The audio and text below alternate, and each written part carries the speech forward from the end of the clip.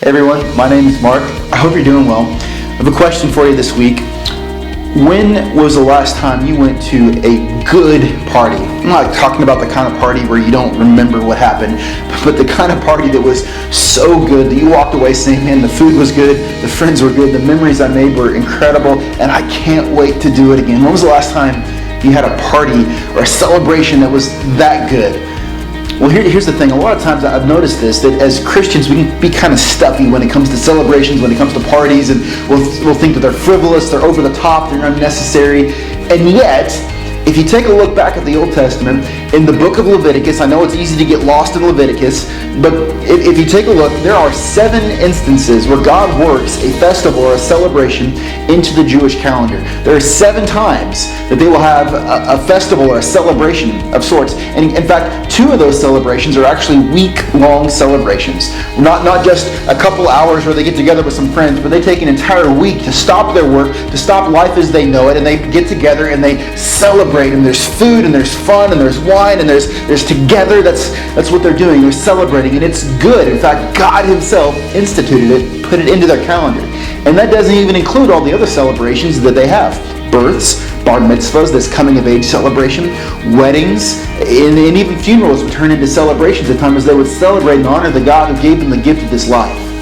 They would celebrate constantly, consistently. In fact, the Bible doesn't even mention Hanukkah. That is a multiple day celebration that the Jews have built into their calendar. They do this constantly and consistently. You see, we serve a God who is all about celebrating things. So the question I have for you today is simply this: what are you celebrating? A lot of times we'll look at the calendar and we'll say, well, I celebrate Christmas and birthdays and Easter and Thanksgiving, and I'll celebrate cultural holidays and some religious holidays, but what are you really celebrating though? I wonder, what would it look like if we began to celebrate progress? And we recognize, look, I'm not where I need to be, but I'm not where I used to be, so let's celebrate now. What if we began to celebrate people? I'm not just talking about Mother's Day and Father's Day and when the calendar says I'm supposed to, but when I actually genuinely well up with joy and excitement in my heart, I take the time to celebrate those people. And we get together and we party in a way that honors God and the people. What if we began to celebrate good news? Not just, hey, way to go, but we actually celebrated it more than just the moment. What if we began to celebrate these things? Here's what I've come to know and understand. What gets celebrated gets repeated. It happens in my life, the things that I celebrate, or the things that get celebrated in my life, I have a tendency to want to repeat those things. It's positive affirmation.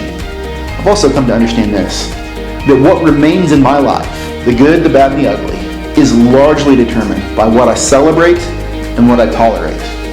There are a lot of things in life that I tolerate, and there's not nearly enough that I celebrate.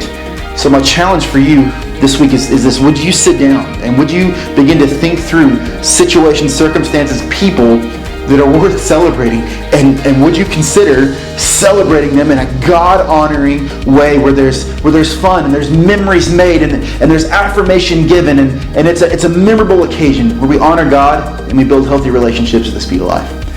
I hope that's encouraging to you, and I hope you'll actually take some action. We'll see you next time.